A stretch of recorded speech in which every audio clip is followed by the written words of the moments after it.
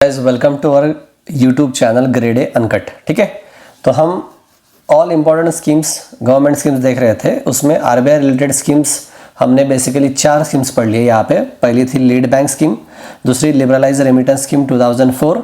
उसके बाद हमने पढ़ा लेक्चर 3 में PIDF payment infrastructure development scheme 2021 और उसके बाद लेक्चर 4 में हमने पढ़ा है आरबीआई रिटेल डायरेक्ट स्कीम 2021।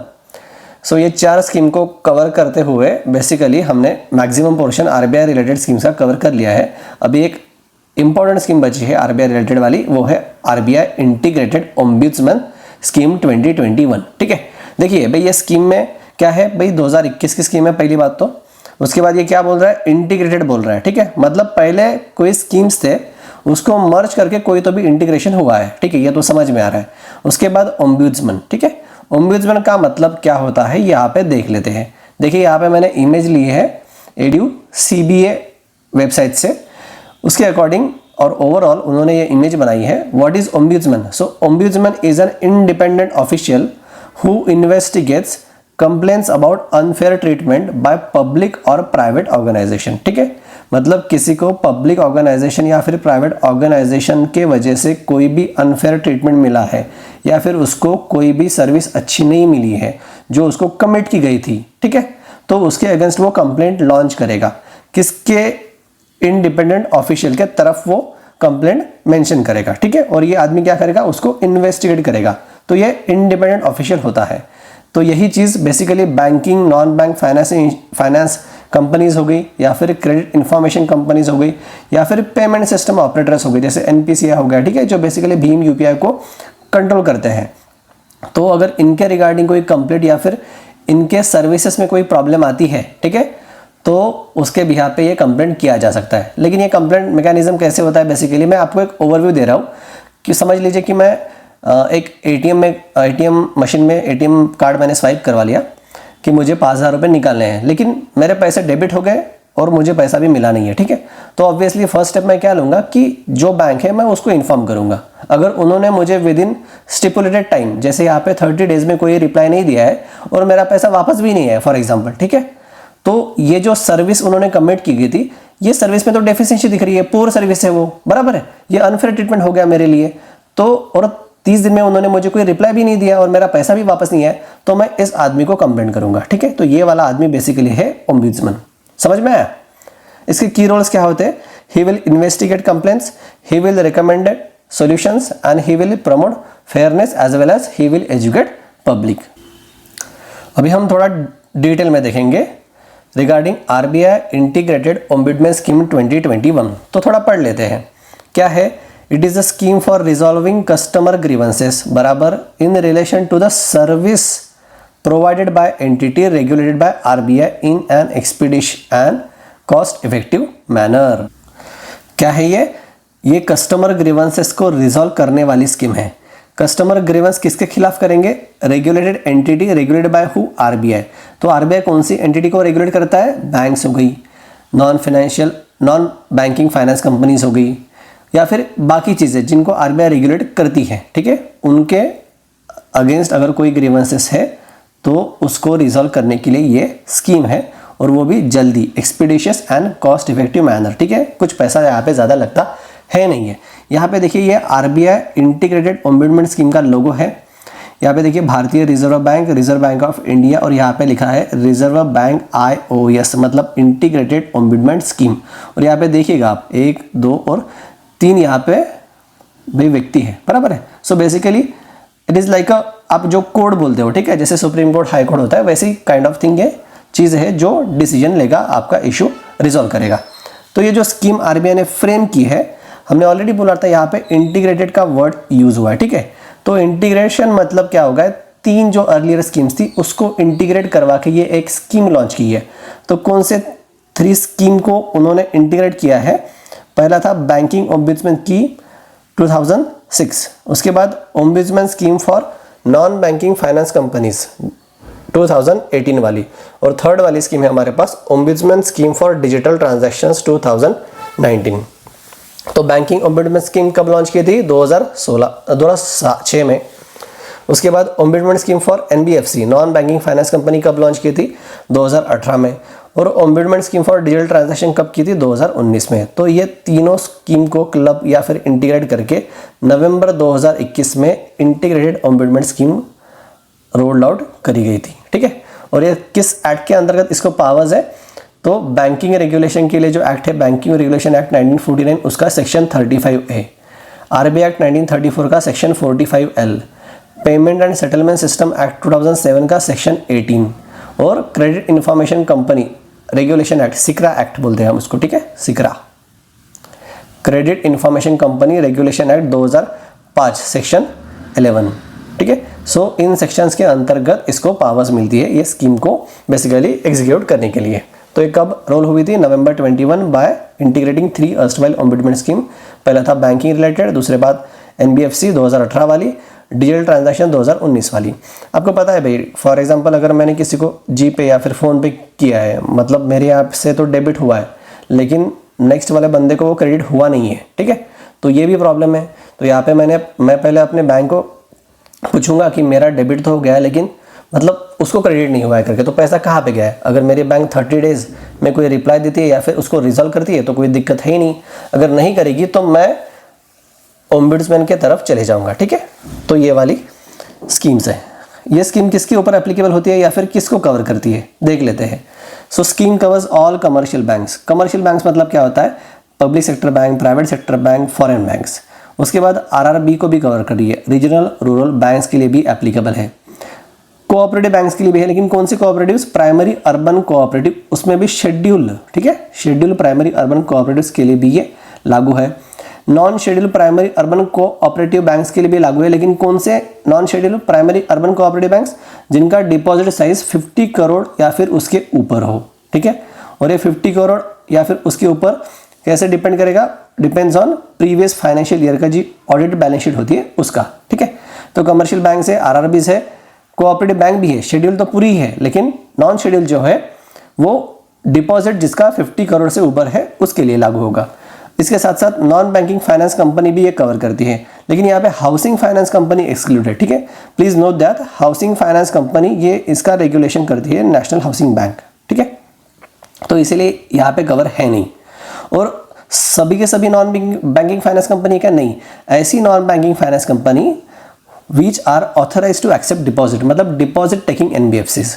उसके बाद जिसका कस्टमर इंटरफेस हो, ठीक है, मतलब जो बेसिकली कस्टमर को लोन देती हो या फिर किसी इंडस्ट्री को लोन देती हो, बराबर है। और ये लोन देने का जो साइज होता है, एसेट साइज, ये 100 करोड़ एंड अबव हो, वो एनबीएफसी के लिए लागू होता है। 100 करोड़ से नीचे होगा तो ये ओम्बुड्समैन उसके लिए लागू नहीं होगा, ठीक है। क्योंकि देखिए ना, एनबीएफसी का एसेट साइज मतलब क्या होता है? एनबीएफसी का एसेट क्या होता है? एसेट मतलब कितना लोन उन्होंने दिया है वो उसका एसेट होता है। अगर वो एसेट 100 CR एंड अबव अगर होता है तो वो ओम्बुड्समैन स्कीम के अंतर्गत आएगी। उसके साथ साथ जो पेमेंट सिस्टम पार्टिसिपेंट होते हैं उसके ऊपर भी ये लागू होता है। पेमेंट सिस्टम पार्टिसिपेंट मतलब सभी आ गए यहाँ पे, बैंक्स भी आ गया, एनबीएफसी भी आ गया, बराबर है, आरआरबी भी आ सकता है क्योंकि ये भी तो पेमेंट में पार्टिसिपेट करती है ना। आरटीजीएस हो गया, एनईएफटी हो गया, या फिर फॉर एग्जांपल यूपीआई वाले ट्रांजैक्शंस हो गए, बराबर, या फिर क्रॉस बॉर्डर वाले ट्रांजैक्शंस हो गए। सो इन सभी के ऊपर हो गए। फॉर एग्जांपल हम debit card credit card use करते हैं तो वहाँ पे जो पेमेंट गेटवेज होती है, बराबर, वीज़ा हो गया, मास्टर कार्ड, रुपे कार्ड, ठीक है, ये सब लोग यहाँ पे आ जाएंगे, ठीक है। ओम्बुड्समैन इनको भी कवर करेगी क्योंकि भाई मेरा ग्रीवेंसेस तो हो ही सकता है, तो मैं ग्रीवेंसेस को यहाँ पे एड्रेस करवाने के लिए भी कंप्लेंट लॉन्च कर सकता हूँ। उसके साथ साथ क्रेडिट इन्फॉर्मेशन कंपनीज भी ओम्बुड्समैन में कवर आती है। क्रेडिट इन्फॉर्मेशन कंपनीज मतलब क्या होती है? देखिए, आपको सिबिल स्कोर पता होगा। सिबिल का लॉन्ग फॉर्म क्या होता है? Credit information bureau of India limited. तो ये सिबिल जो है ये बेसिकली क्रेडिट इन्फॉर्मेशन कंपनी है। मतलब एक व्यक्ति ने बेसिकली उसका पैन नंबर लिंक होता है, तो इसने कितने लोन लिए हैं, कैसा इसका रीपेमेंट ट्रैक रिकॉर्ड हुआ है, ठीक है, उसके रिगार्डिंग बेसिकली ये चीज़ें होती है। फॉर एग्जांपल समझिए मैंने अगर लोन लिया है और अगर मैं वो टाइम पे रीपे भी कर रहा हूँ लेकिन वो मेरे क्रेडिट हिस्ट्री में दिख नहीं रहा है, तो ये प्रॉब्लम किसका हो सकता है? या तो बैंक का हो सकता है या फिर क्रेडिट इन्फॉर्मेशन कंपनीज का हो सकता है। बैंक का कैसे होगा? क्योंकि बैंकों ने सीआईसी को बराबर रिपोर्ट किया नहीं है, या फिर बैंक ने रिपोर्ट किया लेकिन सीआईसी ने वो बराबर अपने रिकॉर्ड में मेंटेन नहीं करा है, ठीक है, तो इसके खिलाफ भी मैं कंप्लेंट कर सकता हूँ, ठीक है। और ये जो क्रेडिट इन्फॉर्मेशन कंपनीज थी, इसको भाई ये स्कीम में कब लाया गया? 1 सितंबर 2022 में लाया गया, ठीक है। ये डेट भी इंपॉर्टेंट है। तो आपको एग्जाम में क्वेश्चन पूछ सकता है इंटीग्रेटेड ओम्बुड्समैन स्कीम किसके ऊपर लागू है। यहाँ पे please note that all India financial institutions are not included in integrated ombudsman scheme. तो IFIs कौन से हमारे पास, नाबार्ड हो गया, सिडबी हो गई, एक्जिम हो गया, बराबर, NHB हो गई। इसके साथ साथ नई बनी वाली national bank for financing infrastructure development, तो इनके लिए इंटीग्रेटेड ओम्बुड्समैन स्कीम लागू नहीं होता है। इसलिए तो देखिए ना यहाँ पे हाउसिंग फाइनेंस को एक्सक्लूड किया गया है, क्योंकि इनको रेगुलेट कौन करता है, NHB करता है, नेशनल हाउसिंग बैंक। यहाँ पे देख लीजिए भाई, हमारे ब्रांड एम्बेसडर भी है भाई यहाँ पे श्री अमिताभ बच्चन जी। यहाँ पे एक लोगो है RBI इंटीग्रेटेड ओम्बुड्समैन स्कीम का, जो हमने ऊपर देखा है, और वो क्या बोल रहा है, it is a single window for resolution of complaints against RBI regulated entity. Complaints not resolve with in 30 days और नॉट रिजॉल्व सेटिस्फैक्टरीली बाय बैंक या फिर NBFC या फिर system participant regulated by RBI so can be launch with the ombudsman. मतलब आप complaint यहाँ पे launch कर सकते हो। All complaints regarding deficiency in service, ये वर्ड याद रख लीजिएगा, ये आगे भी आएगा, deficiency in service are covered except, जो एक्सक्लूजन लिस्ट में है उसको छोड़ के, ठीक है। कंप्लेंट्स आप यहाँ पे लॉन्च कर सकते हो, CMS पोर्टल है, कंप्लेंट मैनेजमेंट सिस्टम .rbi.org.in, और आप इसको ट्रैक भी कर सकते हो। यहाँ पे देखिए भाई, RBI कहता है जानकार बनिए, सतर्क रहिए, ठीक है, issue in a public interest. उसके बाद थोड़ा एक ओवरव्यू देख लेते हैं। मैंने आपको तो ओवरव्यू बताया है कि क्या करना है बेसिकली, तो यही पे यहाँ पे लिखा है, it provides a cost free, ठीक है, फुकट redress of customer complaints involving deficiency in service rendered by a regulated entity by RBI if not resolved to the satisfaction of the customer or not reply within a period of 30 days by a regulated entity। मतलब अगर मेरा ABC bank में अगर account है, उसने मुझे service अच्छी नहीं दी है और उसमें मुझे फॉर एग्जांपल कुछ फाइनेंशियल लॉस भी हो रहा है, तो मैं वो बैंक को रिपोर्ट करूँगा। उसके पास टाइम है 30 days में मेरी कंसर्न या फिर मेरा ग्रीवेंस उसने सॉल्व करना चाहिए, रिजॉल्व करना चाहिए। अगर वो नहीं करता है तो मैं क्या करूँगा, कंप्लेंट करूँगा। किसको, ओम्बुड्समैन को, under RBI integrated ombudsman scheme 2021। ये स्कीम को कौन एडमिनिस्टर करता है, तो CEPD, consumer education and protection department. Obviously देखिए, कंज्यूमर को प्रोटेक्शन करने वाला RBI का डिपार्टमेंट है, तो ऑब्वियसली यही एडमिनिस्टर करेगा, ठीक है। उसके बाद executive director in charge of CEPD। देखिए, हर डिपार्टमेंट का एक एग्जीक्यूटिव डायरेक्टर होता है, तो CEPD का जो एग्जीक्यूटिव डायरेक्टर होगा, he or she would be the appellate authority under the scheme. मतलब मैं अगर ओम्बुड्समैन से कंप्लेंट करूंगा, उसने मुझे जो निर्णय दिया, लेकिन अगर वो मुझे मान्य नहीं है तो मैं फिर से अपील कर सकता हूँ। जैसे हमारा कोर्ट स्ट्रक्चर होता है, बराबर, अगर आपको डिस्ट्रिक्ट कोर्ट का अगर निर्णय मान्य नहीं है, आप हाई कोर्ट में जा सकते हो, उसका भी नहीं है तो आप सुप्रीम कोर्ट में जा सकते हो, ठीक है। वैसे यहाँ पे एपलेट अथॉरिटी है, कौन रहेगा, executive director in charge of CEPD। यहाँ पे वन नेशन वन ओम्बुड्समैन वाला अप्रोच लॉन्च किया, इसीलिए तो वो इंटीग्रेशन किया है। नहीं तो बैंकिंग के लिए तो 2006 वाली अलग थी, NBFC के लिए 2018 वाली अलग थी, और डिजिटल ट्रांजैक्शन के लिए 2019 वाली अलग थी। नहीं, अलग नहीं भाई, अभी one nation one ombudsman approach आएगा। देखिए, इंश्योरेंस के लिए एक इंश्योरेंस की अलग ओम्बुड्समैन स्कीम है, ठीक है, वो बाद में बढ़ेंगे, लेकिन अभी RBI रिलेटेड चल रहा है तो RBI ओम्बुड्समैन स्कीम। इसके सेलिएंट फीचर्स पढ़ते हैं अभी।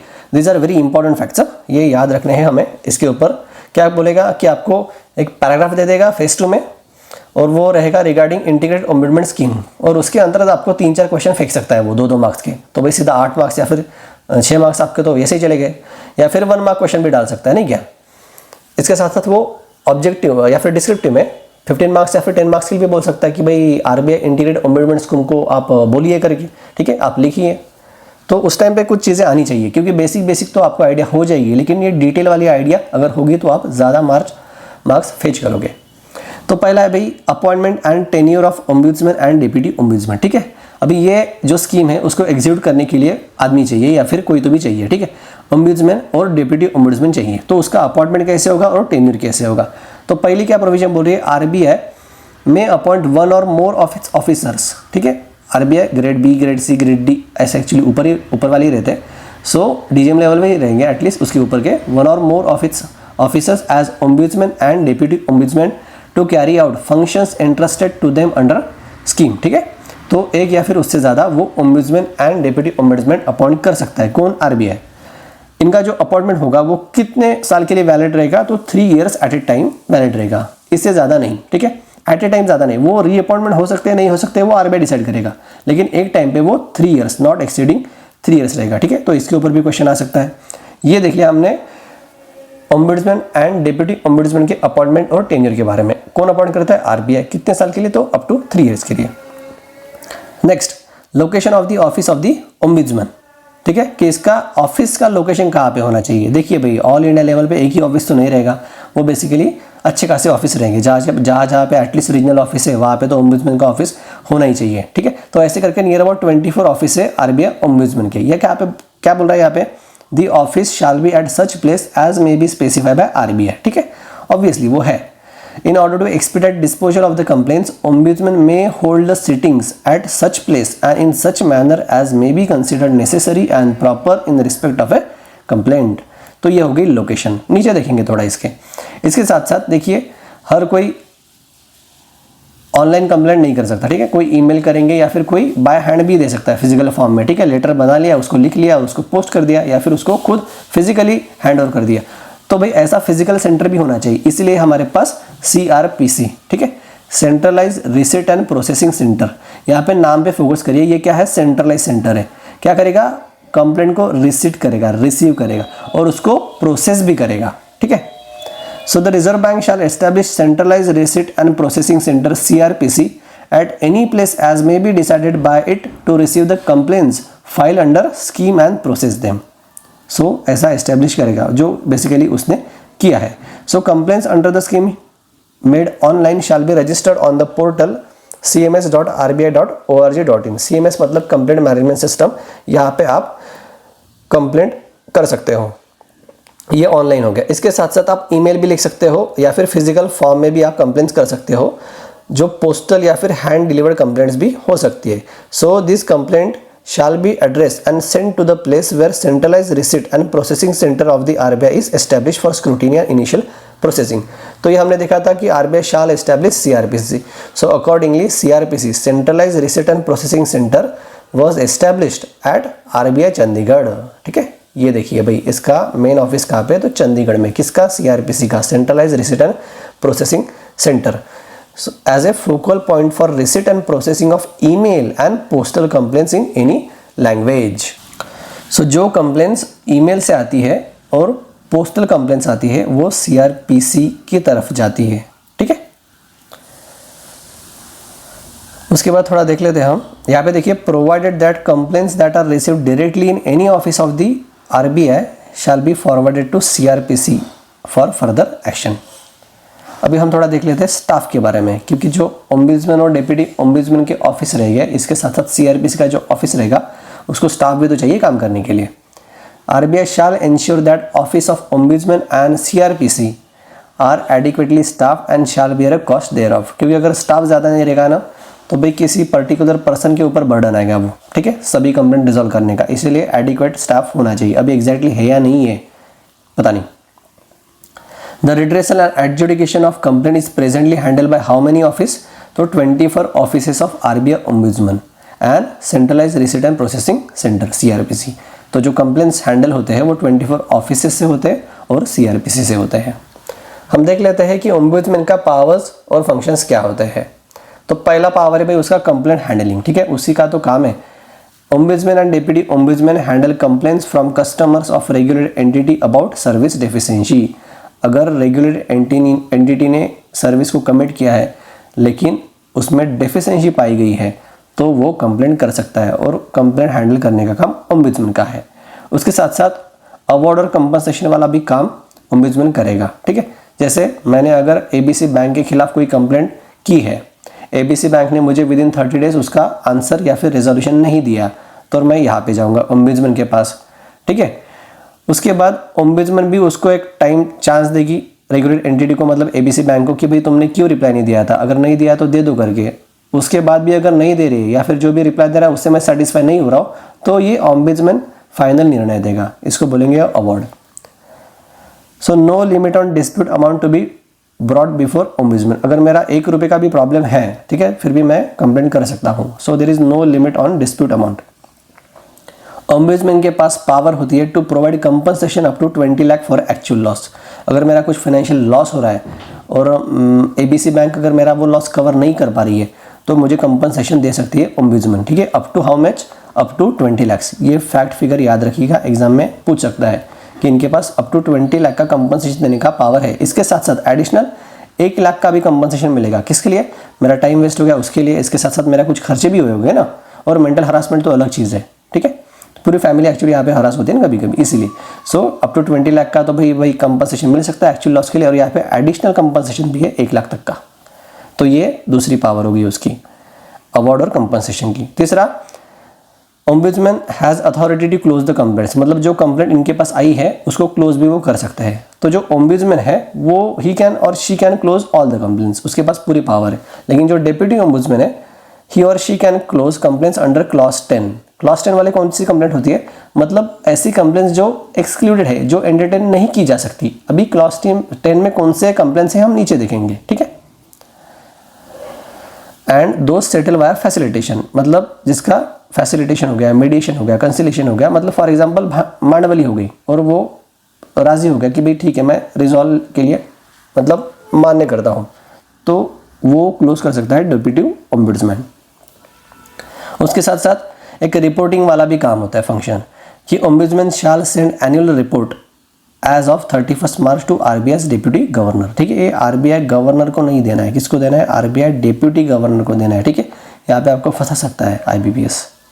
आरबीआई में publish report if deem necessary in public interest, और ऐसी ही एक रिपोर्ट यहाँ पे पब्लिश की थी, देखिए RBI integrated ombudsman scheme 2021, 1 April 2023 to 31 March 2024, और यहाँ पे देखिए CEPD, consumer education and protection department. तो ये भाई 23 से 24 वाले रिपोर्ट पब्लिश किए उन्होंने, अभी तक 24 से 25 वाले रिपोर्ट पब्लिश की नहीं है जहाँ ये वीडियो बन रहा है तब तक। तो यही चीज़ें यहाँ पे मेंशन की है पावर्स एंड फंक्शन में। कंप्लेंट हैंडलिंग है, अवार्ड्स एंड कंपनसेशन। अवार्ड कितना है भाई? कंपनसेशन 20 लाख तक का, और एडिशनल कंपनसेशन 1 लाख तो मिल सकता है। कौन क्या क्लोज कर सकता है? ओम्बुड्समैन में पूरे को क्लोज कर सकता है, और डेप्यूटी वाला क्लॉज 14 और क्लॉज 10 के अंदर कर सकता है। और रिपोर्ट करना होता है किसको भाई? रिपोर्ट हो गई, रेडी हो गई, तो आरबीआई डेप्यूटी गवर्नर को दे दो। फिर आरबीआई उसको पब्लिश करना है नहीं करना है वो आरबीआई सोचेगा। भाई ये फिर से मैं आपको रिकॉल करवा दे रहा हूँ भाई, ये ग्रेड ए अनकट हमारा यूट्यूब चैनल है भाई, इसको प्लीज़ सब्सक्राइब करिए, और आपके प्रिपरेशन करने वाले जो कोई भाई बहन या फिर दोस्त होंगे, ठीक है, उनको भी शेयर करिएगा। अभी हम देख लेते हैं procedure for redressal of grievance under the scheme, कि अगर ग्रीवेंस आ गया तो उसको रिड्रेस करने की प्रोसीजर क्या रहेगी। पहला कि भाई कौन से ग्राउंड पे कंप्लेंट किया जाएगा, तो मैंने आपको बोला था कि एक ग्राउंड एक ही है, डेफिशिएंसी इन सर्विस, मतलब एबीसी बैंक ने मुझे कमिट किया है कि ये सर्विस आपको मिलेगी, क्योंकि मैं एबीसी बैंक का कस्टमर हूँ, तो मुझे सेविंग से लेकर लोन वाली फैसिलिटी वो दे सकती है, मतलब डिपेंड करेगा वो। अगर उस सर्विस में डेफिशिएंसी हो गई तो मैं कंप्लेंट कर सकता हूँ ओम्बुड्समैन में। और कब कंप्लेंट कर सकता हूँ? अगर रेगुलर एंटिटी ने मेरी कंप्लेंट को एंटरटेन नहीं किया तो। जैसे फॉर एग्जांपल देखिए कि मैं जहाँ पे काम करता हूँ वहाँ पे एक कस्टमर है, dash dash sonography and dash dash clinic करके, तो उनका एफडी में पैन अपडेट नहीं था, तो उनको तो एफडी में इंटरेस्ट मिल रहा था, लेकिन पैन नंबर अपडेट ना होने की वजह से उनके ऊपर 20% का टीडीएस लग रहा था, जो कि 10% लगना चाहिए, ठीक है।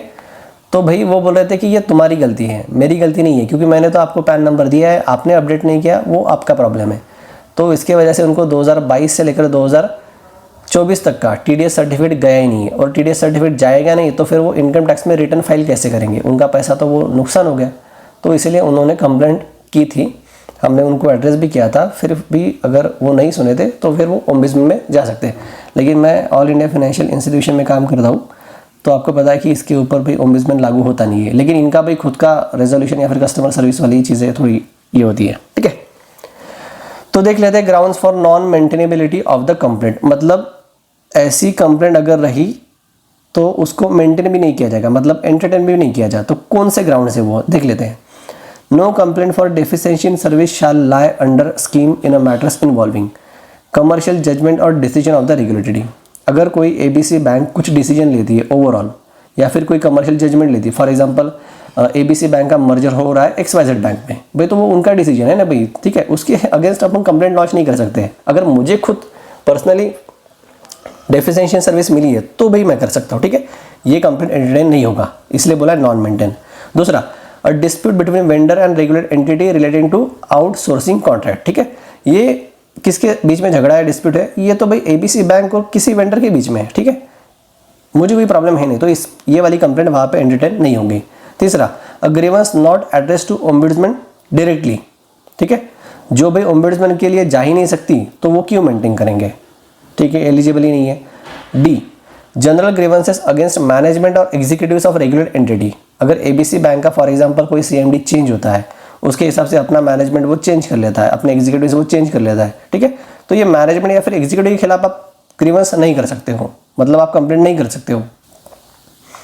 उसके बाद, a dispute in which action is initiated by regulated entity in compliance with the orders of statutory और लॉ एनफोर्सिंग अथॉरिटी, अगर समझ लीजिए कि किसी हाई कोर्ट ने एबीसी बैंक को बोला है कि आपको ये चीज़ें करना पड़ेगा, तो भाई वो तो उनको मानना ही है, लेकिन उसके वजह से अगर किसी को तकलीफ होती है तो भाई वो यहाँ पे नहीं जा सकते तुम ओम्बुड्समैन में, क्योंकि वो तो कोर्ट के ऑर्डर फॉलो करने पड़ेंगे। उसके बाद, a service not with in the regulatory purview of the RBI, जो सर्विस आरबीआई के रेगुलेशन परव्यू में है ही नहीं, तो वो भी ओम्बुड्समैन एंटरटेन क्यों करेगा, सो वो भी कंप्लेंट मेंटेनेबल नहीं रहेगा। अ dispute between regulated entity, ABC bank का एक्सवाइजेड बैंक से अगर झगड़ा है, ठीक है, तो भाई उसका कोई सेंस बनता है नहीं कि मैं उसके वो झगड़े के लिए भाई कंप्लेंट लॉन्च करूँ। A dispute involving employ employer relationship of a regulated entity, अगर एबीसी बैंक एम्प्लॉयर है और एबीसी बैंक में कोई काम कर रहा है, फॉर एग्जांपल मैं काम कर रहा हूँ, अगर मेरा और एबीसी बैंक का कोई झगड़ा हो रहा है भाई, तो तीसरा व्यक्ति थोड़ी जाएगा ओम्बुड्समैन के पास कि इन दोनों का झगड़ा हो रहा है करके, नहीं। A dispute for which remedy has been provided in a section 18 of the Credit Information Companies Act 2005, ठीक है, इसको बस याद रखिएगा, डिटेल में नहीं जाएंगे सेक्शन 18 के।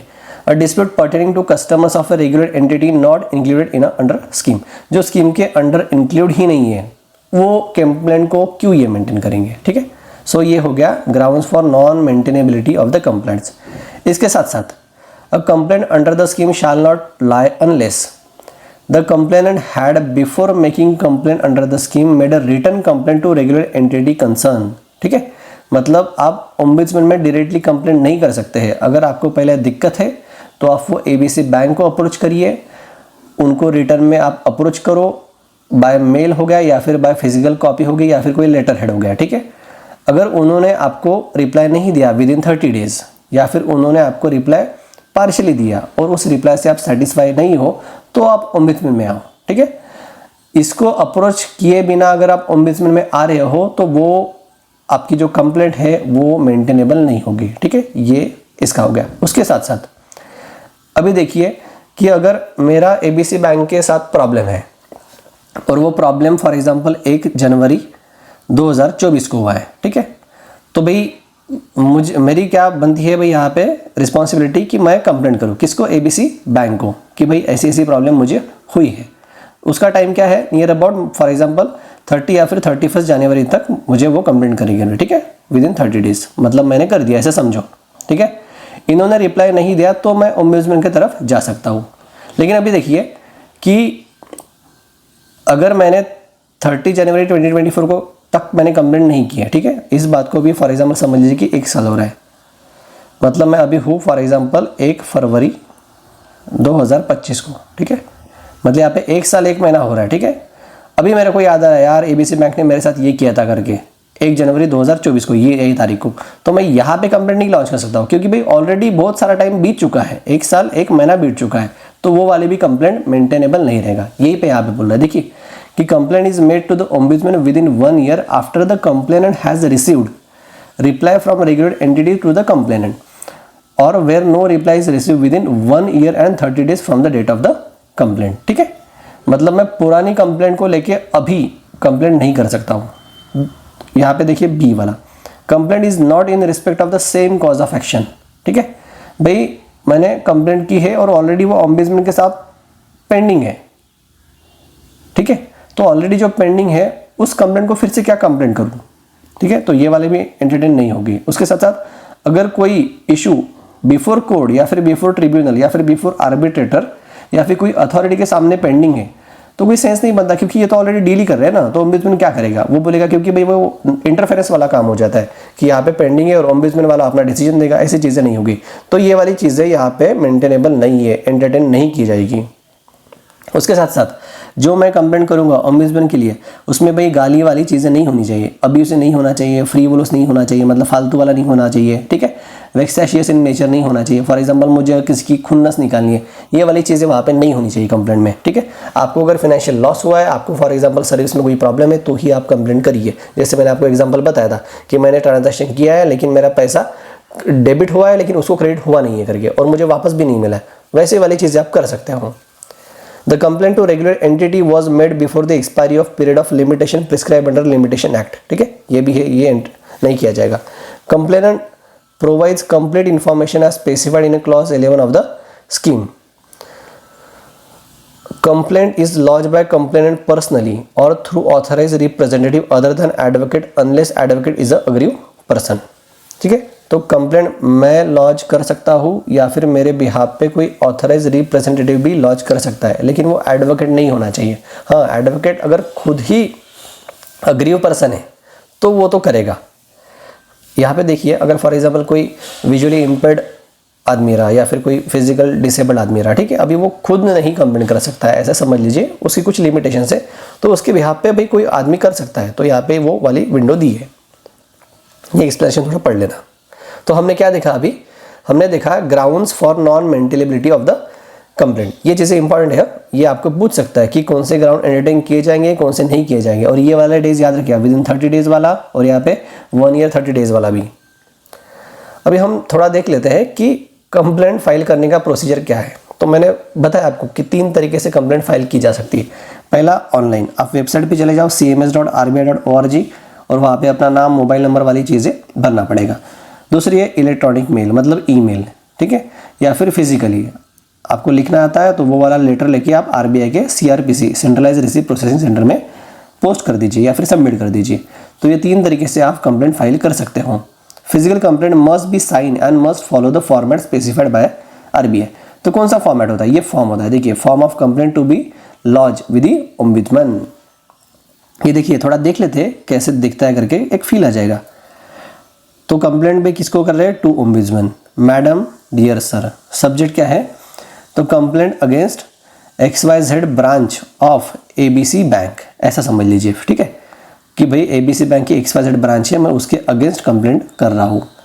मेरा नाम आएगा यहाँ पे, मेरी एज आएगी, मेल फीमेल वाला जेंडर आ जाएगा या फिर अदर जेंडर भी आ सकता है, और मेरा फुल एड्रेस, पिन कोड भी रहेगा, फ़ोन नंबर अगर है तो ठीक, नहीं तो मोबाइल नंबर यहाँ पे मैंडेटरी होगा, और ईमेल भी अगर है तो ईमेल भी आप दे सकते हो, मतलब मुझे SMS या फिर ईमेल से कम्युनिकेट किया जाएगा। उसके साथ कंप्लेंट अगेंस्ट, ठीक है, उसका नाम क्या है जिसके अगेंस्ट कंप्लेंट करनी है, या फिर उसका फुल एड्रेस क्या है, ब्रांच का या फिर ऑफिस का, ठीक है, और ये वाली चीज़ें यहाँ पे आ रही है। उसके साथ ट्रांजैक्शन डेट और डिटेल्स, ठीक है, मतलब फॉर एग्जांपल मैंने बोला था कि भाई मेरा पैसा कट गया है और वापस आया नहीं है, तो वो वाली डेट क्या थी, ठीक है, उसकी डिटेल्स आपको लिखना है। या इसके साथ साथ date of complainant already made by complainant to regulated entity, मतलब मेरा पहला काम क्या बनता है कि उस बैंक को अप्रोच करना कि भाई ऐसे ऐसे हुआ था, मेरा अभी तक पैसा वापस आया नहीं, तो उसकी डिटेल्स, उसकी date. Whether any reminder was send by complainant, मैंने फॉर एग्जांपल समझ लिया कि 1 तारीख को कर दिया, फिर से मैं 10 तारीख को उनको रिमाइंडर भी दे रहा हूँ, ठीक है, तो वो वाला भी है क्या रिमाइंडर, उसकी कॉपी भी इंक्लूड करिए, मेल वाली या फिर फिजिकल। इन चीज़ों को टिक करना पड़ेगा। क्या बोल रहा है ये, वेदर योर कंप्लेंट इज सब जुडाइज अंडर आर्बिट्रेशन, ठीक है, ऑलरेडी कहीं पे चल रही क्या, तो नहीं। Weather your complaint is made through advocate except when advocate is aggrieved person, नहीं भाई मैं खुद कर रहा हूँ। Whether your complaint has already been dealt with or is under process on same ground with ombudsman, नहीं बे, ऐसी अभी तक तो नहीं है। Whether the complaint is in the nature of general complaints or against management or executive of related entity, ठीक है, क्योंकि भाई मैनेजमेंट और एग्जीक्यूटिव के अगेंस्ट रहेगा तो वो एंटरटेन नहीं की जाएगी, ठीक है। Whether my complaint is on account of a dispute between regulated entity, ABC XYZ bank से अगर झगड़ रहा है तो मैं मेरे को क्या लेना देना है। और whether your complaint involves employ employ relationship, अगर यहाँ पे यस बोलेंगे ना तो भाई वो सीधा रिजेक्ट कर देगा, मतलब मेंटेन ही नहीं करेगा वो कंप्लेंट को। यहाँ पे सब्जेक्ट मैटर आएगा कि भाई मेरा पैसा लेके बैंक भाग गया, ऐसे समझो फॉर एग्जांपल, ठीक है, फनी वे में, और यहाँ पे आपको डिटेल्स देना पड़ेगा पूरी कि ऐसी ऐसी कंप्लेंट है। तो ये एक फॉर्म है कि कैसे कंप्लेंट की जा सकती है, कैसे लॉन्च की जा सकती है। तो ये कंप्लेंट तो चली गई किसके पास, ऑफिस ऑफ आरबीआई ओम्बुड्समैन या फिर सीआरपीसी के पास। वो क्या करेगा, स्क्रूटिनाइज करेगा, इनिशियल स्क्रूटिनी ऑफ कंप्लेंट्स, ठीक है। लेकिन देखिए भाई, जो तुम कंप्लेंट कर रहे हो वो भाई ज्ञान बोल बच्चन नहीं होना चाहिए। मतलब तुम बैंक को सजेशन मत दो या फिर ओम्बुड्समैन को सजेशन मत दो, उसको गाइड मत करो कि ऐसे करना चाहिए करके, ठीक है। इसको एंटरटेन नहीं किया जाएगा। This will not be treated as a valid and will be close with appropriate communication, ठीक है। इसके साथ साथ जो नॉन मेंटेनेबल कंप्लेंट्स है वो भी एंटरटेनमेंट नहीं की जाएगी। So only valid complaints will be forwarded to ombudsman for examination with a copy send to concern regulated entity for its return response. मतलब एक कॉपी एबीसी बैंक को भी जाएगी, क्योंकि एबीसी बैंक के अगेंस्ट कंप्लेंट है ना वो, इसीलिए। अभी ओम्बुड्समैन को power to call for information, ठीक है। अभी कंप्लेंट किसके पास चला गया? ओम्बुड्समैन के पास चला गया, ठीक है। अभी ओम्बुड्समैन क्या करेगी? कॉल करेगी किसको? रेगुलेटेड एंटिटीज को, मतलब जिसके अगेंस्ट कंप्लेंट है उसको। जैसे फॉर एग्जांपल हमारे यहाँ पे एबीसी बैंक के अगेंस्ट कंप्लेंट है, तो इसको कॉल करेगी, मतलब इसको कम्युनिकेट करेगी कि भाई क्या हुआ है बताओ, उसको तुमने रिप्लाई किया या फिर नहीं किया था, अगर नहीं किया तो क्यों नहीं किया, क्या क्या डॉक्यूमेंट्री प्रूफ तुम्हारे पास है, ठीक है। और ये जो कुछ डॉक्यूमेंट वगैरह सबमिट होगा वो सब चीज़ें कॉन्फिडेंशियल होगी, disclosed only as required by law और with a consent. However, disclosure between the parties may occur to afford natural justice and information may be shared with RBI or filed before legal authorities as needed। तो ये power to call है। अभी complaint का resolution होगा। भाई simple resolution क्या होता है? भाई तुम दोनों ही अपने बीच का जो इशू है वो रिजॉल्व करवा लो। मतलब एबीसी बैंक के साथ मैं ही खुद मीडिएशन पे आ जाऊंगा। So ombudsman, deputy ombudsman will try to resolve complaints through facilitation, conciliation and mediation. ये पहला वाला।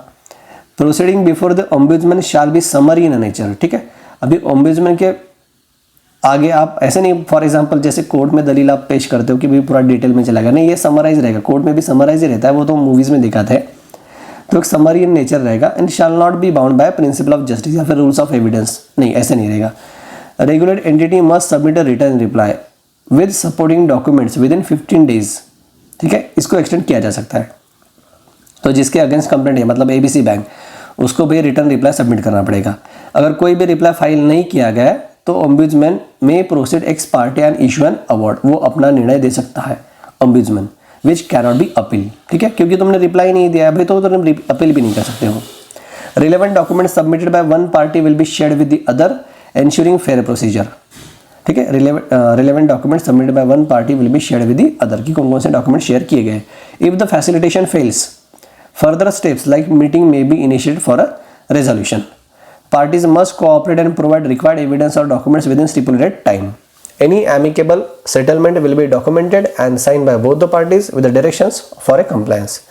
और ये कंप्लेंट रिजॉल्व मानी जाएगी कब? जब ओम्बुड्समैन के इंटरवेंशन से वो सेटल हो जाए, या फिर कंप्लेनेंट रेजोल्यूशन एक्सेप्ट करवा ले, या फिर कंप्लेंट विड्रॉ हो जाए, ठीक है। इसका मतलब वो रिजॉल्व हो गई है। अगर कुछ भी रिजॉल्व नहीं हो सकती है तो भाई ओम्बुड्समैन अभी अवार्ड देगा, ठीक है। If complaint is not rejected the ombudsman may pass an award. तो अवार्ड बाय ओम्बुड्समैन, यहाँ पे क्या है कि अगर कंप्लेंट रिजेक्ट नहीं हुई है, the ombudsman may pass an award due to non submission of documents या due to unresolved matters after hearing both the parties, ठीक है। मतलब जो कंप्लेनेंट है, जिसने कंप्लेंट की है, और जिसके अगेंस्ट कंप्लेंट की है, रेगुलेटेड एंटिटी, इन दोनों की बातें सुनेगा, उनके डॉक्यूमेंट्स या फिर डॉक्यूमेंट्री प्रूफ देखेगा, ठीक है, और अपना अवार्ड पास वो कर सकता है। लेकिन ये जो अवार्ड पास किया जाएगा, it shall consider banking laws, RBI guidelines and other relevant factors and it may direct regulated entity to perform specific actions और पे कंपनसेशन फॉर लॉसेस। मतलब वो एबीसी बैंक को बोल सकता है, यार तुमने ये अच्छी चीज़ नहीं की है, उसका नुकसान हुआ है, ठीक है, सो उसको कंपनसेशन देना पड़ेगा। So this compensation is limited to actual loss or 20 lakh whichever is lower. जो एक्चुअल लॉस हुआ है, फॉर एग्जांपल अगर मेरा 5 लाख का लॉस हुआ है तो मुझे 5 लाख मिलेगा। अगर मेरा फॉर एग्जांपल 21 लाख का लॉस हुआ है तो मुझे 20 लाख का एटलीस्ट मिलेगा, विच एवर इज लोअर, ठीक है, एक्सक्लूडिंग द डिस्प्यूटेड अमाउंट। लेकिन यह देखिए भैया, यहाँ पे डिस्प्यूटेड अमाउंट एक्सक्लूड है, मतलब वो तो अलग मिलेगा फॉर एग्जाम्पल। इसके साथ साथ 1 लाख का एडिशनल कंपनसेशन मिलेगा, क्योंकि मेरा टाइम गया है, मेरे खर्चे भी हुए, मेंटल हरासमेंट भी यहाँ पे हुई है। ए कॉपी ऑफ रिवॉर्ड या फिर award is send to both the parties, ठीक है। जो कंप्लेंट करने वाला है, जिसके अगेंस्ट कंप्लेंट हुई है, उन दोनों को ये अवार्ड दिया जाएगा। The award is valid only if complaint accepts it with in 30 days. अगर मैं फॉर एग्जाम्पल वो एक्सेप्ट करता हूँ कि हाँ भाई मेरे बिहाफ पे बराबर निर्णय लगाया करके, तो ये अवार्ड वैलिड रहेगा, अनलेस अपील इज़ फाइल्ड, नहीं तो मैं अपील कर सकता हूँ, ठीक है। जो निर्णय ओम्बुड्समैन ने दिया है उसके अगेंस्ट मैं अपील कर सकता हूँ कि भाई इतना नहीं, मुझे ज़्यादा पैसा चाहिए या फिर ज़्यादा कंपनसेशन चाहिए। The regulated entity must comply with in 30 days of receiving the acceptance unless it appeals. अगर मैंने अपील नहीं की है, मुझे अभी मान्य है जो ओम्बुड्समैन में निर्णय लिया है वो, तो ABC बैंक मुझे विद इन 30 days जो उन्होंने बोला है वो कंप्लाई करना चाहिए। कंप्लेंट रिजेक्ट कब हो सकती है, वो ऑलरेडी हमने देखा है। अगर वो नॉन मेंटेनेबल रहा, अगर वो सजेशन या फिर गाइडेंस वाली कंप्लेंट रही, डेफिशिएंसी सर्विस वहाँ पे दिख ही नहीं रहा है, ठीक है, जो कुछ कंपनसेशन मैंने मांगी है वो एक्सीड करता है ओम्बुड्समैन अथॉरिटी से।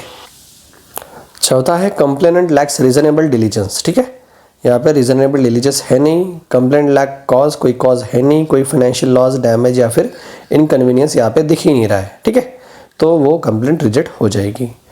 आपने बोला अगर कंप्लेंट का निर्णय मान्य है तो ठीक है, नहीं तो आप क्या कर सकते हो, अपील कर सकते हो before appellate authority. So no appeal is allow for award issue due to non furnishing of document, ठीक है, कोई भी डॉक्यूमेंट अगर नहीं मिल रहा है तो भाई अपील नहीं की जा सकती। फॉर एग्जांपल मुझे अगर ओम्बुड्समैन लोगों ने प्रूफ मांगा, अगर मैं वो नहीं दे पाया तो मैं वो अपील नहीं कर सकता। इसके साथ साथ अगर ABC बैंक से भी प्रूफ मांगा गया है और ABC बैंक उसको कंप्लाई नहीं कर पा रहा है, वो डॉक्यूमेंट्री प्रूफ नहीं दे पा रहा है, तो भाई अवार्ड के बाद वो फिर अपील नहीं कर सकता है। A regular entity may appeal against award और closure of complaint within 30 days of receiving complainant's acceptance letter, ठीक है, 30 डे के बीच में RE भी कंप्लेंट कर सकता है regular entity. Appeal must be sanction bye chairman, MD and CO और इक्विवेलेंट, ठीक है, मतलब भाई बड़े लोगों से वो बेसिकली सैंक्शन करवानी चाहिए, वो तो गाली अलग खाई गई। Delay up to 30 more days may be allow if justifies, ठीक है, सो विद इन 30 days वो अपील कर सकता है, 30 days तक का एक्सटेंशन भी दिया जा सकता है। अब कंप्लेंट मतलब मैं मे फाइल अगेंस्ट अवार्ड और रिजेक्शन विद इन 30 days, मेरे पास भी 30 दिन का समय है, एक्सटेंशन मुझे भी मिल सकता है 30 दिन का, और appeals are process by appellate authorities secretariat. So after hearing both the parties appellate authority may dismiss the appeal, नहीं यार ये फालतू वाली अपील है, वो डिसमिस कर सकता है, अंदर वो भी अवार्ड या फिर ऑर्डर दे सकता है, ठीक है। Remand the case for fresh disposal, भाई ठीक है, बराबर देखो फिर से, अवार्ड को मॉडिफाई कर सकता है, and he or she may pass any other suitable order, the appellate authorities order holds the same effect as the original award or the rejections, ठीक है। तो ये हमने देखा कि भाई अवार्ड क्या होता है, अपील क्या होती है, वो वाली चीज़ें। इसके साथ साथ ये स्कीम के अंतर्गत जो भी रेगुलेटेड एंटिटी है, जैसे फॉर एग्जांपल यहाँ पे हमने ABC बैंक का जिक्र करा है, तो उसने अपने वेबसाइट पे ये स्कीम के फीचर पूरे के पूरे मेंशन करना चाहिए, ये भी उनके ऊपर बंधनकारक है। Regular entity must strictly follow the scheme, non compliance may invite RBI action. A principal nodal officer, general manager का मिनिमम रैंक होना चाहिए GM वाला, ठीक है, must be appointed at the head office to handle the complaint. Additional nodal officer may be appointed for support, जैसे कि DGM वाले AGM वाले लोग रहेंगे। Branches and business location must prominently display, आप देखिए कोई भी ब्रांच में चले जाइएगा भाई आपको ओम्बुड्समैन वाला नाम दिखेगा ही दिखेगा, ठीक है, क्योंकि इस स्कीम के अंतर्गत वो किया गया है उन्होंने, इसलिए बोला कि must branches and business location must display the name and the contact details of the principal nodal officer. RBI ombudsman complaint portal, ये सब वहाँ पे भी डिस्प्ले में होनी चाहिए। Salient features of the scheme must be display in English, Hindi and the regional language. अगर महाराष्ट्र में ब्रांच है तो भी वहाँ पे मराठी में भी मेंशन करने आना चाहिए ऑल ऑफिस और ब्रांचेस में। A copy of the scheme must be available at branch for customer reference, customer वहाँ पे रेफरेंस के लिए कॉपी मांग सकता है। The website of the RE must display and regularly update salient features of the scheme, full scheme document as well as principal nodal officer का contact detail, ताकि customer directly उसको कॉल कर सके। मतलब ऐसा समझ लीजिए कि भाई सर्विस के मामले में RBI कोई भी कॉम्प्रोमाइज़ करना नहीं चाहता है, और रेगुलेटेड एंटिटीज़ जो कि बैंक हो या फिर NBFC हो, उनका काम बनता है उनके कस्टमर्स को अच्छी सर्विस देना, उसमें कोई डेफिशिएंसी नहीं चाहिए, वो पुअर सर्विस डिलीवरी नहीं होनी चाहिए, ठीक है। कंज्यूमर ग्रीवेंसेस के लिए ही कंज्यूमर एजुकेशन प्रोटेक्शन डिपार्टमेंट वहाँ पे काम कर रहा है। ये स्कीम के अंतर्गत बेसिकली RBI यही मेंशन करना चाह रहा है। यहाँ पे एक थोड़ा नोट देख लेते हैं, एक कॉन्टैक्ट सेंटर भी है, ठीक है, हमने देखा था CRPC centralise receipt and processing centre. अगर आपको फिजिकली कंप्लेंट करना है या फिर ईमेल वाली कंप्लेंट करना है तो वो CRP के थ्रू जाती है, लेकिन यहाँ पे कॉन्टैक्ट सेंटर भी है। It started functioning to provide information clarification to the public regarding, ये पब्लिक के लिए भी एक कॉन्टैक्ट सेंटर वाला पॉइंट रहेगा, ठीक है, कि वो बेसिकली गाइड करेगा कंप्लेंट को कि कैसे कंप्लेंट फाइल की जाए। जैसे कि फॉर एग्जांपल कॉल सेंटर पकड़ ली, ठीक है, कि वो आप फ़ोन करो, वो बता देंगे कि हाँ ये वेबसाइट पे चली जाइए, या फिर आपकी कंप्लेंट रिटर्न में लिखिए, ये वाले लैंग्वेज में आप लिख सकते हो। तो ऐसे 10 रीजनल लैंग्वेज में भाई कंप्लेंट की जा सकती है। तो जो कुछ हमने पढ़ा उसके रिगार्डिंग हम एमसीक्यूज को रिवाइज कर लेते हैं, ठीक है। तो पहला, RBI integrated ombudsman scheme 2021 was rolled out by integrating which of the following erstwhile schemes. तो 3 थे, पहला बैंकिंग वाली थी, बराबर, दूसरी NBFC वाली थी, बराबर है, तीसरा डिजिटल ट्रांजैक्शन वाली थी, बराबर है। तो ये 3, 1 2 3 इज द आंसर। ये वाली कौन सी है देख लेते हैं, फॉर हाउसिंग फाइनेंस कंपनी। नहीं भाई, हमने देखा था ना, housing finance company they are not included under the scheme. उसको कौन रेगुलेट करता है, तो नेशनल हाउसिंग बैंक करती है। इसके साथ साथ ऑल इंडिया फाइनेंशियल इंस्टीट्यूशन के ऊपर भी वो लागू नहीं था, वो आएगा नीचे। Consider the following statement regarding entity covered under the reserve bank integrated ombudsman scheme. पहला, all scheduled primary urban cooperative banks are covered irrespective of their deposit size. बराबर है भाई, यहाँ पे शेड्यूल्ड बोला है ना, तो शेड्यूल के लिए कोई डिपॉजिट की वाली लिमिट है नहीं। एक मिनट,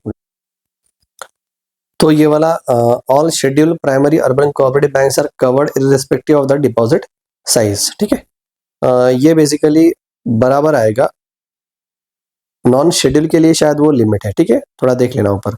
सेकंड है, non banking financial company with the asset size of 100 crore and above are covered. बराबर है, ये तो देखा था हमने, 100 करोड़ के ऊपर अगर लोन साइज या फिर एसेट साइज है तो दे आर कवर्ड। इसके साथ साथ third, credit information company were brought under the scheme submit from September 22, ये भी बराबर है, ठीक है। तो I think all are correct. ये थोड़ा देख लेना, यहाँ पे इनकरेक्ट बोल रहा है, लेकिन वो ऊपर हमने देखा था कि शेड्यूल के लिए शायद सभी एप्लीकेबल है, लेकिन नॉन शेड्यूल के लिए जिनका डिपॉजिट साइज 50 करोड़ अबव है वो एप्लीकेबल नहीं है, मतलब वही आएंगे।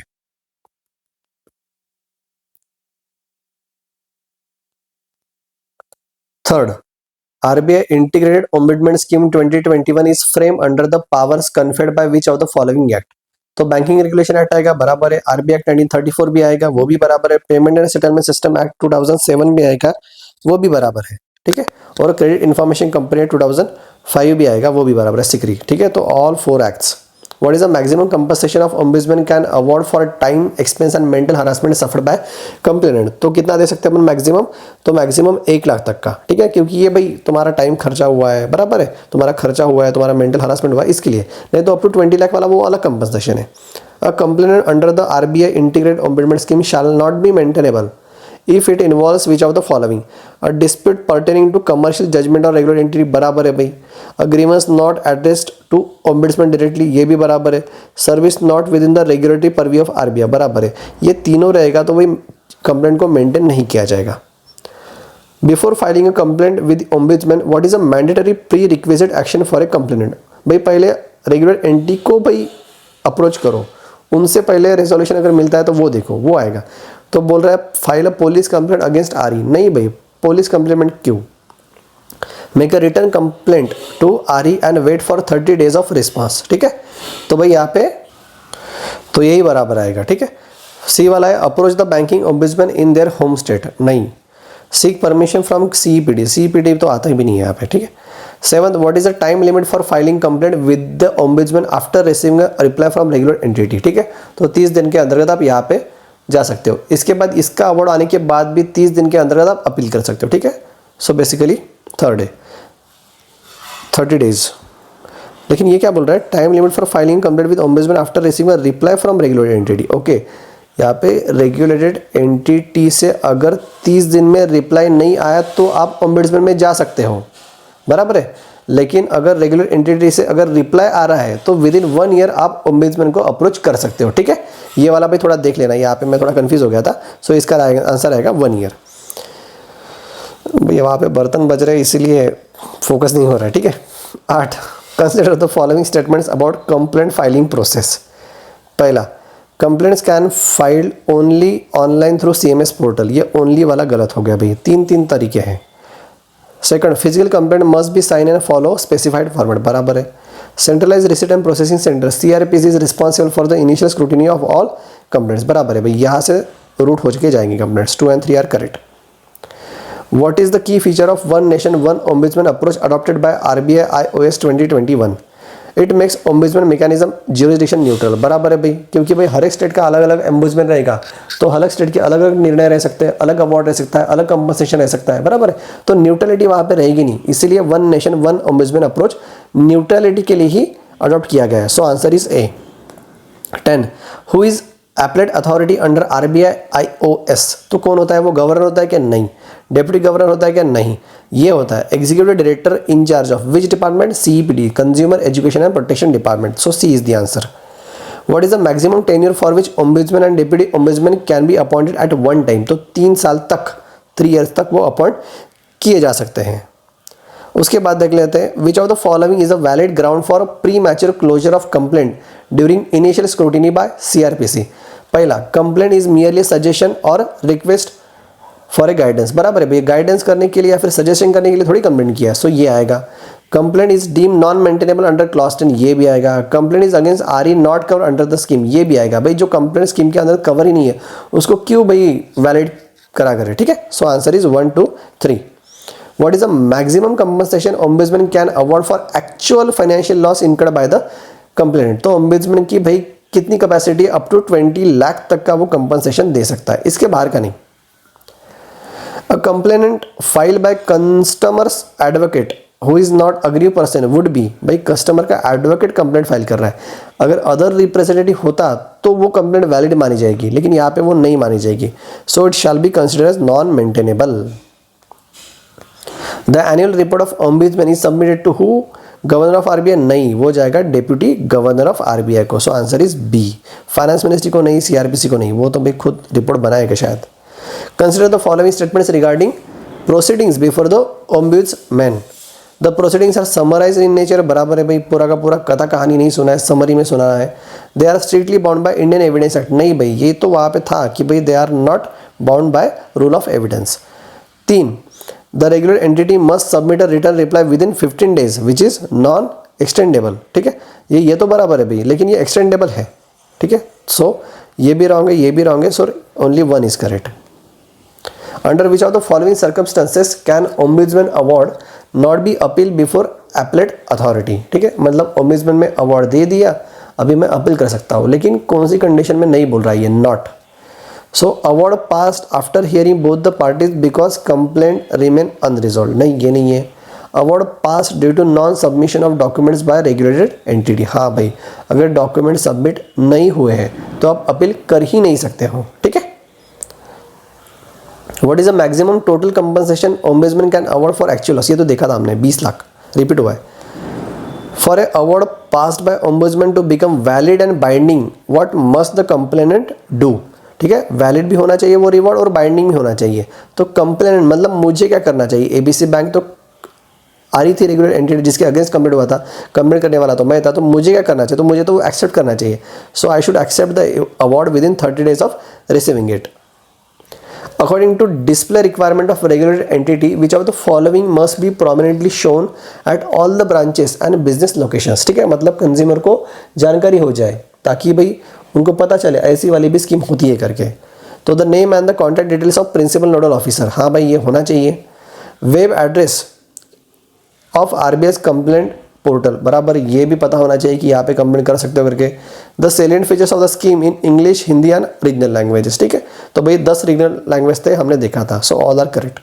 ये URL है CMS complaint management system RBI.org.in, ठीक है। तो ये देखिए हमने डिटेल में पढ़ लिया RBI इंटीग्रेटेड ओम्बुड्समैन स्कीम के बारे में। तो RBI रिलेटेड जो इंपॉर्टेंट स्कीम थी वो बेसिकली हमने मैक्सिमम कवर कर लिए। अगर कोई भी स्कीम्स आती है, कोई नई या फिर कोई पुरानी, उसको भी हम ऐड कर लेंगे। So as of now RBI related schemes हमने खत्म कर ली है। अभी हम चलेंगे नेक्स्ट मिनिस्ट्री की तरफ, मिनिस्ट्री ऑफ फाइनेंस, ठीक है। तो मिलते हैं अगले लेक्चर में। Thank you. और भाई हमारे चैनल को ग्रेड ए अनकट, ठीक है, यूट्यूब में सब्सक्राइब सर्च करिए और इसको भी सब्सक्राइब भी करिए, ठीक है। Okay, bye guys.